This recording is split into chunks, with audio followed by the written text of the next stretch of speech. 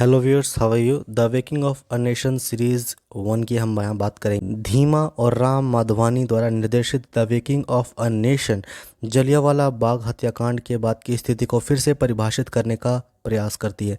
इस दुखद ऐतिहासिक घटना पर आधारित यह सीरीज कांतिलाल साहनी नामक वकील की कहानी है, जिसका किरदार तारुक रैना ने निभाया है, जो खुद को औपनिवेशिक छल और उत्पीड़न के जाल में उलझा हुआ पाता है। हंटर कमीशन ब्रिटिश साम्राज्य की रक्षा के लिए सच्चाई को दबाने और विकृत करने की कोशिश करता है। कांतिलाल की नस्लवाद और विलोपन के खिलाफ लड़ाई उसे इतिहास की दर्दनाक वास्तविकताओं का सामना करने के लिए प्रेरित करती है। अपने साथियों हरि सिंह ओलाख, पूनम और अली अलाबख्श के साथ मिलकर यह समूह एक ऐसी साजिश का पर्दाफाश करता है जो उनके जीवन की दिशा बदल देती है। यह ध्यान देने योग्य है कि द वेकिंग ऑफ नेशन एक काल्पनिक कहानी है जिसमें तथ्यों को नाटकीय लाइसेंस के साथ मिलाया गया है। हंटर आयोग में सर चिमनलाल हरिलाल सीतलवाड़ा, पंडित जगत नारायण और सरदार साहिबजादा सुल्तान अहमद खान जैसे भारतीय सदस्य थे, लेकिन कांतिलाल साहनी नामक के इस वकील का कोई ऐतिहासिक रिकॉर्ड नहीं है। वास्तव में आयोग के भारतीय सदस्य इसके निष्कर्ष से बहुत असंतुष्ट थे।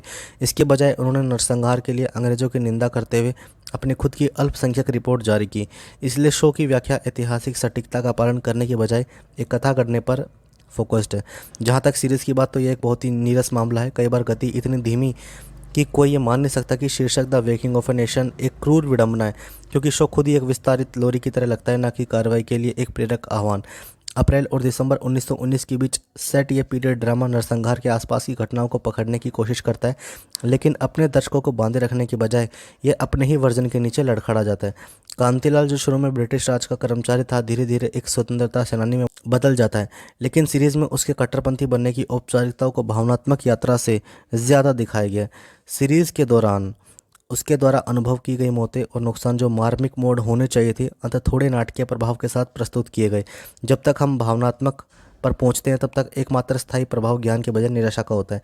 तारुक रैना द्वारा कांतिलाल का चित्रण हालांकि ईमानदार है, लेकिन पर्याप्त रूप से सम्मोहक नहीं है। उसके प्रदर्शन में इस तरह के जटिल चरित्र के लिए आवश्यक गहराई और गंभीरता का अभाव है, जिससे उसके भाषण और संभवतः सीरीज का भावनात्मक हृदय प्रभावित करने की तुलना में अधिक नाटकीय हो जाते हैं। यह सिर्फ रैना ही नहीं जो संघर्ष करता है। निर्देशक माधवानी का वास्तविक ऐतिहासिक नाटक की तुलना में नाटकीय चमक को प्राथमिकता देने की निर्णय दर्दनाक रूप से स्पष्ट हो जाता है। सार के बजाय तमाशा और नाटकीय पर उनका भरोसा एक ऐसी सीरीज का परिणाम है जो अक्सर एक आकर्षक कहानी को देने की तुलना में भव्यता से अधिक चिंता महसूस होती है। माधवानी के इतिहास, नाटक और एक्शन को एक साथ जोड़ने का प्रयास है, जिसमें पीरियड डिटेल पर ध्यान फोकस है, लेकिन दुर्भाग्य से इसमें प्लॉट की कमी है। कोर्ट रूप में दृश्य जो सीरीज का भावनात्मक केंद्र होने का इरादा रखते थे, वे बेकार हो जाते हैं। उनमें वास्तव में आकर्षक होने के लिए आवश्यक तनाव, तीव्रता का अभाव, इसके बजाय वे अंतहीन कानूनी विचार विमर्श के रूप में खींचते हैं। हंटर कमीशन की जांच, जो मनोरंजक नाटक की क्षमता से भरपूर है, भावनात्मक से एक थकाऊ कानूनी प्रक्रिया से अधिक कुछ नहीं बनकर जाती।